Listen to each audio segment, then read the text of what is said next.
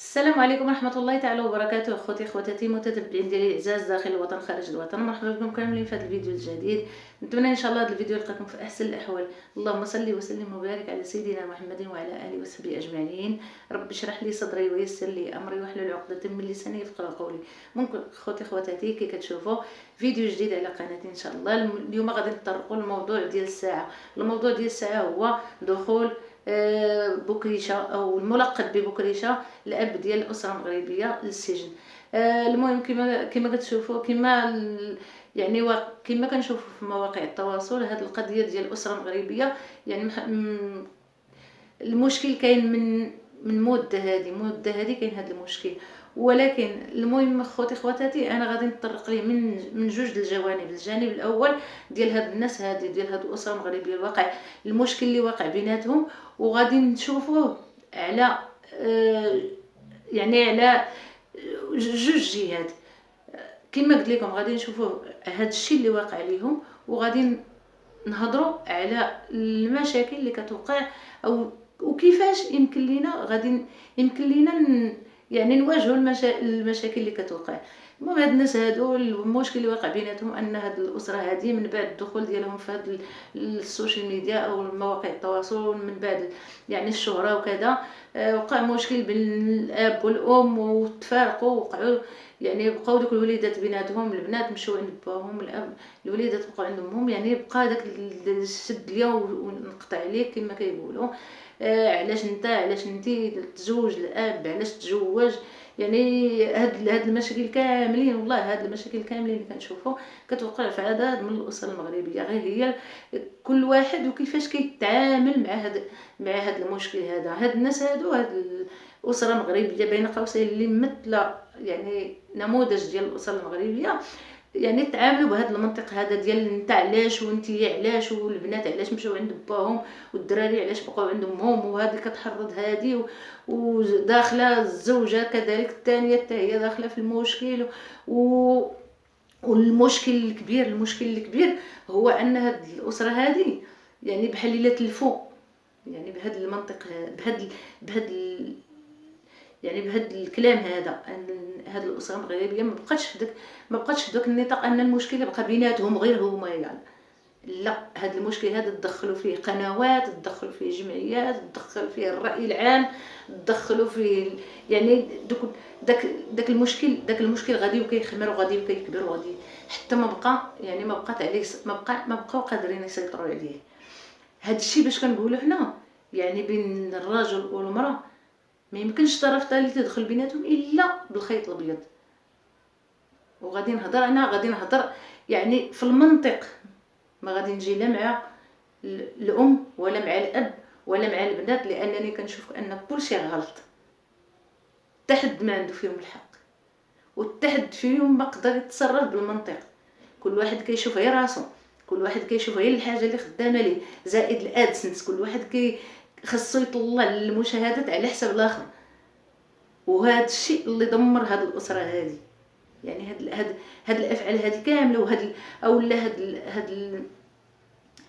هاد الحوايج كاملين هما اللي دمروا هاد الاسره. في حين لو كان المشكل بقى في يعني بعيد على السوشيال ميديا او بعيد على مواقع التواصل، بعيد على الناس، بعيد على القنوات، بعيد على كل شيء، كانوا غادي يجمعوا المشكل، كان المشكل غادي يتجمع. واش فهمتوا؟ انا في الاول كنت ضد الام اللي هي سعاد انها علاش كتشوه بناتها، يعني داك المشكل ديال البنت انها يعني داك القضيه ديال زينه المحارم وكذا وسميتو، داكشي ما كانش عليها تبينو نهائيا. زائد ان البنات يعني انا كنت درت فيديوهات قبل على هذا الموضوع هذا، فشفت والله انا كنجي يعني كنهضر بالمنطق، ولكن ملي شفت ان كاينين بعض الناس كيهاجموني علاش انتي وعلاش قلتي وعلاش كذا وعلاش كذا، صافي انسحبت. ولكن في هذا النهار، في هذه اللحظه هذه او في هذا الفيديو هذا غادي نهضر بالمنطق فقط، ما غادي نجي لا على الام ولا على الاب ولا على البنت، لاني كنشوف ان كل شيء غلط، كل شيء غلط، وحتى واحد فيهم ما على صواب. علاش الام غلطت ملي كتشوه بناتها في السوشيال ميديا وعاطيه الحق القنوات اخرين كيضربوا في الاعراض ديال بنتها وكذا، والمهم داكشي كامل عندها، يعني غلطات ملي ملي خلات هاد المساله هادي، ملي يعني خلات هاد الناس تدخلوا في هاد المساله هادي. زائد اسميتو الاب وكذلك غلط انه كيدفع البنات ديالو كيسبوا الام ديالهم وكيهاجموا الام ديالهم، وداكشي ما كانش عليه. يعني مادام كان المشكل بينه وبين مراته يخرج البنات من بيناتهم، يخرج. لان علاش؟ لان هذيك راه كتبقى سعاد، كتبقى يعني المشكل بينه وبين مراته يبقى المشكل بينه وبين مراته، يخرج دوك البنات من هذاك الشيء. ثالثا البنات كنقولوا حنا يعني ارضى الله من رضا الوالدين. فهاد البنات هادو علاش والله انا كيبقى فيا الحال ملي كنشوف البنات كيهاجموا امهم بواحد الالفاظ خايبين وداكشي. فهاديك كتبقى مهما دارت راه كتبقى زائد ان مرض الاب ما كانش عليها تدخل لا بالخايب ولا بالزين، ما تدخلش بيناتهم. يعني هي زوجة الاب تبقى بعيده على داك المشاكل. هي بينها وبين الزوج ديالها عايشين حياتهم يدبروا راسهم. شوف هذا المشكل هذا يعني خلى هاد القنوات ديالهم ولاو بسالوا ولا حماض ولا ما بقاش. انا الصراحه والله العظيم من زمان ما بقيتش دخلت، واصلا ما كندخلش، انا كنتفرج فيهم. يعني هي كنشوف، انا كندخل كنشوف لقطات وداك الشيء، كنشوف لقطات يعني الحاجه اللي سميتو باش كنعطي الراي ديالي. علاش؟ لانني وزوجه وامت وليدات، وما بغيتش وليداتي في واحد النهار يهاجموني ولا يقولوا عليا كلام خايب. فانا ما بغيتش هاد الام هذه حتى هي تتعرض لنفس الحاجه اللي ما بغيتش انا نتعرض ليها. المهم خواتاتي هذا هو الراي ديالي. زائد ان يعني ماشي احنا هذه كتمثل اسره مغربيه، فخصكم تمثلوا اسره مغربيه، او خصهم يمثلوا اسره مغربيه احسن تمثيل. يعني اسره مغربيه مثاليه اللي تبارك الله ما شاء الله. الاسر المغربيه كلهم يعني يعني كل نموذج احسن من نموذج. يعني كنشوفوا اسر مغربيه ما شاء الله عليهم، يعني فيهم اش غنقول لكم، يعني قمه الاحترام. الكبير يحترم الصغير، يحترم الكبير، الكبير يحترم الصغير. يعني كاينين اسر مغربيه يا ما شاء الله عليهم. كاينين والله والله ما عرفت انا خوت اش غادي نقول لكم. انا والله الا بقى فيا الحال يعني ملي سميتو كنشوفوا كما قلت لكم خواتاتي كيبقى فيا الحال ملي كنشوفوا هاد النماذج هادو. يعني كل واحد كيشوف غير راسو، كل واحد يعني والله بزاف كنشوفوا بزاف ديال الاسر، بزاف ديال بحال هاد النماذج هادو. ملي كيكونوا يعني ملي كيكون الانسان اش غنقول لكم، ملي تختار شريك حياتك خاصك يعني تشوف ان هذاك هو النصف الثاني ديالك. يعني هذاك الانسان انت وياه راه مشاركين واحد العشره، مشاركين واحد الهم، مشاركين واحد المسؤوليه، مشاركين واحد سميتو.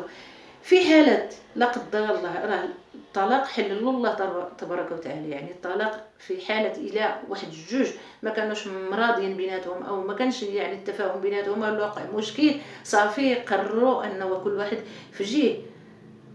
حنا كتوقع هنايا كيكون ملي يعني كيوقع الطلاق وكيوقع سميتو خص واحد يدمر واحد. يعني الراجل يدمر المراه تدمر الراجل، حتى واحد فيهم ما يبقى هاني.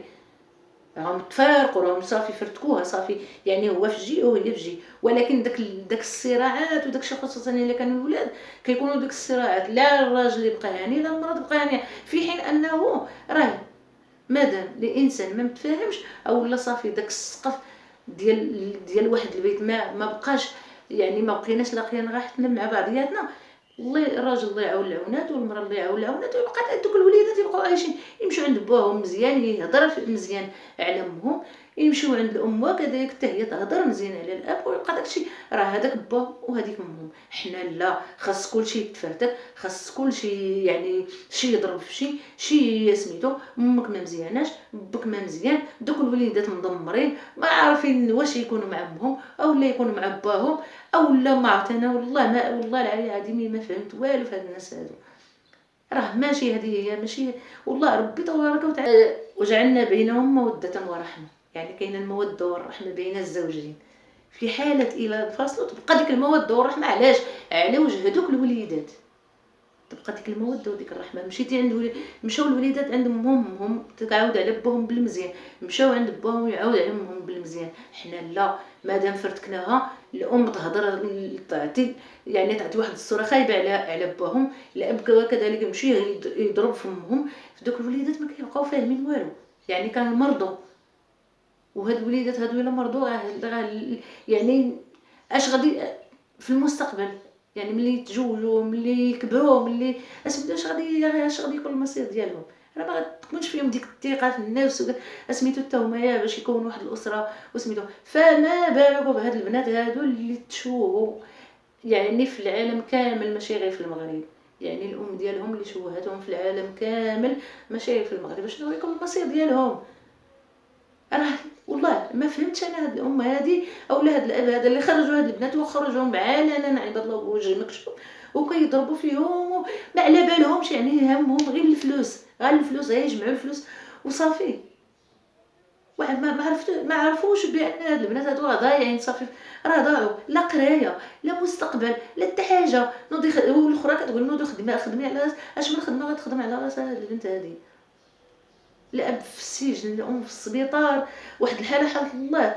اللهم لا شماته والله العظيم. انا ما كنشمتش في هاد الناس هادو، ولكن كنشوف ان صافي هاد الشيء تروي بزاف، ما بقى ما يتجمل. زائد ان الناس كيزيدوهم شي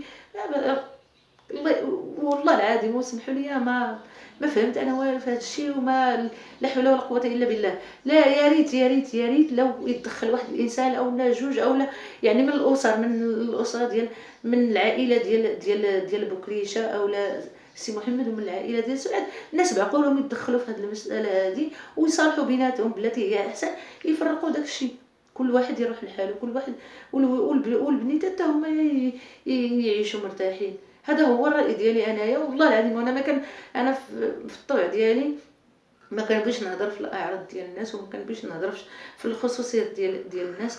فوالله العظيم الا غير بقى فيا الحال انا ويا حز في نفسي هاد الحاجه هاد الشيء اللي وقع لهاد الناس هادو، بقى فيا الحال عليهم وما بغيناش ليهم هكايا كما ما بغينا وصلنا حنا يعني هاد التشتت هذا هاد سميتو. فما بغينا عليهم هما كيمثلوا اسره مغربيه، يعني راه كتشوف من يعني الاسم ديال القناه اسره مغربيه، فكان عليهم يمثلوا اسره مغربيه احسن تمثيل، ماشي بهاد الصوره هذه.